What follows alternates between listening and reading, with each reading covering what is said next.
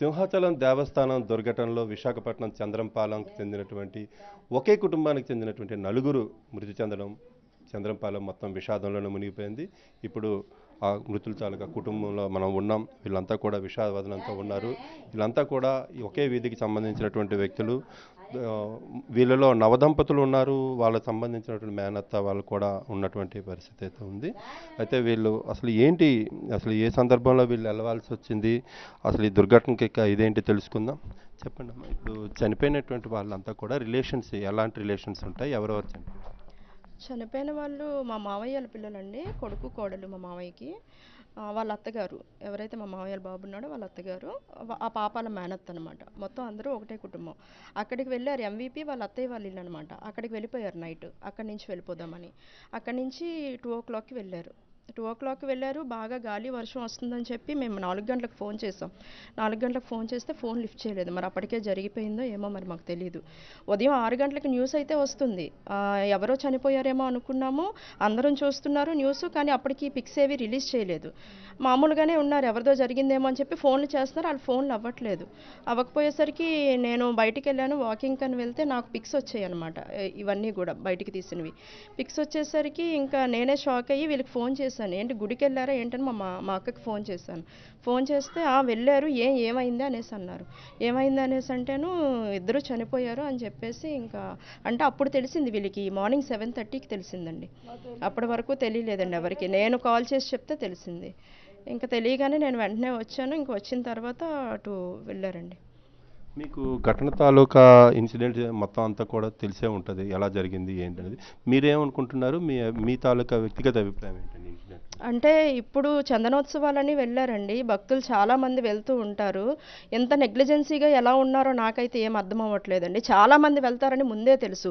15 రోజుల ముందు, 20 రోజుల ముందు ఈ కన్స్ట్రక్షన్ చేయడం అనేది కరెక్ట్ కాదు కదా. ఇప్పుడు ఒకే కుటుంబంలో నలుగురు కోల్పోయాం. అంతకీ 2 సంవత్సరాల ముందు ఈ ఇంట్లోనే వాళ్ళ అల్లుడిని కోల్పోయారు వాళ్ళు. ఆ బాధలోనే ఉన్నారు. ఆ ఇద్దరు పిల్లల్ని వీళ్ళే చూసుకున్నారు సొంత పిల్లల్లాగా. వీళ్ళకి పిల్లలు కూడా ఇంకా పుట్టలేరు. పెళ్ళయి 2 సంవత్సరాలు అయింది, పిల్లలు కూడా పుట్టలేదు.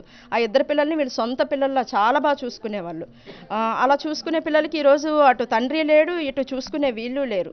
పెద్ద దిక్కే అబ్బాయి ఇంట్లోను. మొత్తం కుటుంబం అంతా కొలాప్స్ అయిపోయింది అంతా కూడా. మీ మనోడు గురించి చెప్పమ్మా. అసలు మనోడు ఎలా ప్రయోజకుడు అయ్యాడు, ఎలా కష్టపడి చదివించుకున్నారు, ఎటువంటి ఆశలు పెట్టుకున్నారు? వాళ్ళ అమ్మగారు, అబ్బాయి వాళ్ళ అమ్మగారు టైలరింగ్ చేస్తే వాళ్ళ నాన్నగారు ఎలక్ట్రీషియన్ అనమాట.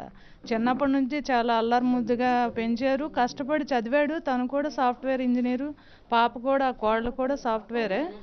ఇద్దరు ఇంకా ఈ పిల్లల్ని కూడా వాళ్ళే చూసుకుంటున్నారు. వాళ్ళ ఇంటికి పెద్ద దిక్కుగా ఉండేది వాళ్ళే బాధ్యతగా. తల్లిదండ్రులను చూసుకోవాల్సిన టైంలో ఇలా జరగడం అనేది, ఎంత పెంచి పెద్ద చేశాక అసలు వాళ్ళ చేతుల మీద వీళ్ళు వెళ్ళిపోవడం అనేది చాలా దారుణం. అసలు ఇదంతటికీ కారణం ప్రకృతి వైపరీత్యం ఉంటే ఉండొచ్చు, కానీ కాస్త మాత్రం ఈ బాధ్యత రహితంగా ఉండడం మాత్రం అసలు ఏం బాగాలేదు అనిపిస్తుంది. పడిపోయిందంటే భర్తలు వచ్చి ఏమైనా అవుతారని ముందు ఆ పనులు చెయ్యాలి కదా. ఇప్పుడు వచ్చే నెలలో గురు పౌర్ణమి ఉందంటే ఎక్కడ నుండి వస్తారండి, ఎంత దేశాల నుంచి వచ్చి చూస్తారు. అది వాళ్ళు దర్శనానికి వెళ్ళి అప్పుడు జరిగితే అప్పుడేం చేస్తారండి. ఇరిగిపోయిందంటే ఏదైనా గట్టు పడిపోయిందంటే వెంటనే కదా పని చేయాలి. దర్శనాలకు వస్తారు చాలామంది. మెయిన్ ఏంటంటే ఏప్రిల్లో మేనో ఎక్కువ వెళ్తారండి గుడికి. పౌర్ణమని, దేవుడి పున్నమని ఏదేదో అనుకొని వెళ్తారు. అలాంటప్పటికి ఇలాంటి పనులు చేసి ముందు ఉంచుకోవాలి కదా. ఇప్పుడు ఒక ఇంట్లో జరిగిందని బాధ కాదండి, మానంటోళ్ళు మరొక ఇంట్లో ఎవరైనా జరిగితే ఏడ్చేస్తారండి. పడిపోయిన గోడ అవని, గట్టావని, మెట్లే అవనండి, వెంటనే పని చేయాలి కదా. వచ్చిన వరకు గెలిచిన వరకు ఒకలా మాట్లాడొచ్చు, గెలిచేసి ఓట్లేసి గెలిచేసిన తర్వాత ఇంకోలా చేతులు ఎత్తేస్తారు. ఇప్పుడు ఇంట్లో ఎవరు పోతారు? నష్టపోయిన వాళ్ళు, కూలిపోయిన వాళ్ళే కదా. అలాంటివి రాకుండా ముందుకుంటే చేస్తారేమండి ఏదైనా పని. ఇప్పుడు ఒక ఫ్యామిలీలో ఇప్పుడు వాళ్ళ తల్లి తండ్రి ఎంత బాధపడుతున్నారో, ఇద్దరు కొడుకు కోళ్ళు కూలిపోయారంటే ఒకరు పోయి ఒకరున్నా బాధలు చెప్పుకుంటారు కదండి. ఇప్పుడు వాళ్ళు ఎవరు పోషిస్తారు? ఇద్దరూ జాబ్ చేసుకున్న వాళ్ళే, చదివించారు కష్టపడి. వాళ్ళిద్దరూ జాబ్ చేసుకున్నారు. అందులో ఒకరు పోయి ఒకరుంటే, ఆయన పోయి అమ్మాయి ఉన్నా మా ఆయన చనిపోయారు, మా అత్తమ్మ నేనే ఏడ్చాలని ఆవిడ బాధ్యత ఉంటుంది కదా. దేవుడు కూడా ఇద్దరిని ఒకేసారి లాక్కెళ్ళి ఒక ఇంట్లో 4 ఫ్యామిలీ లేపుకెళ్ళిపోయారు. ఆ జాగ్రత్త ఏదో ముందుండి గోడలే కట్టుకుంటే బాగుంటుంది. ఎప్పుడు తవ్వారండి ఆ గొయ్య? ఇప్పుడు సంవత్సరం అయిపోతుంది ఆ గొయ్యలు తవ్వేసి. ఇప్పుడు పని చేస్తారంటే వర్షం వస్తుందని వాళ్ళకి తెలియదు అనుకోండి. మేము చచ్చిపోతామని వీళ్ళకి తెలియదు. వెళ్ళేటప్పుడు టెంట్లు వేసారు, అన్నీ బాగానే ఉన్నాయి ఎండకి. కానీ ఆ వర్షం వస్తుంది గోడ మొన్నే కట్టామని ఆ దారి కత్తి ఇంకో దారి పెట్టచ్చు కదా లైన్. ఈ దారికి ఎవరు వెళ్ళరు కదా, అక్కడ అడ్డుగా ఉంది ఇది కాదు ఇంకో దారిని వెళ్దామని. మరి అలా పెట్టిన తర్వాత వీళ్ళకి తెలియదు వర్షం వస్తుంది టెంట్ ఉంది కదా అని లైన్కి వెళ్ళారు. వాళ్ళు వెళ్ళేటప్పటికి అది కూడా పడిపోవడం కుప్పకూలి జనాలు. ఇది ఇక్కడ ఉన్నటువంటిది ముఖ్యంగా ఈ దుర్ఘటన అనేటువంటిది ఈ కుటుంబంలో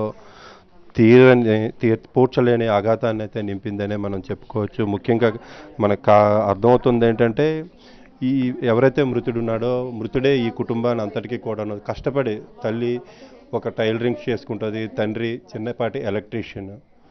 వాళ్ళ రెక్కల కష్టంతో సాఫ్ట్వేర్ ఇంజనీర్ చేశారు. ఇప్పుడిప్పుడే పెళ్లి చేసుకొని ఒక కుటుంబాన్ని చక్కటి పొదరింటిని ఏర్పాటు చేసుకొని ఎన్నో ఆశలతో జీవితాన్ని లీడ్ చేస్తున్న వేళ చందనోత్సవంలో వరలక్ష్మీ నరసింహస్వామి దర్శనానికి వెళ్తుంటే ఇక్కడ ఉన్నటువంటి దేవాదాయ శాఖ అధికారుల నిర్లక్ష్యం, అక్కడ ఉన్నటువంటి క్యూ లైన్ల మెయింటెనెన్స్, క్రౌడ్ మేనేజ్మెంట్ ఇవన్నీ కూడా ఫెయిల్యూర్స్గా కనిపిస్తున్నాయి.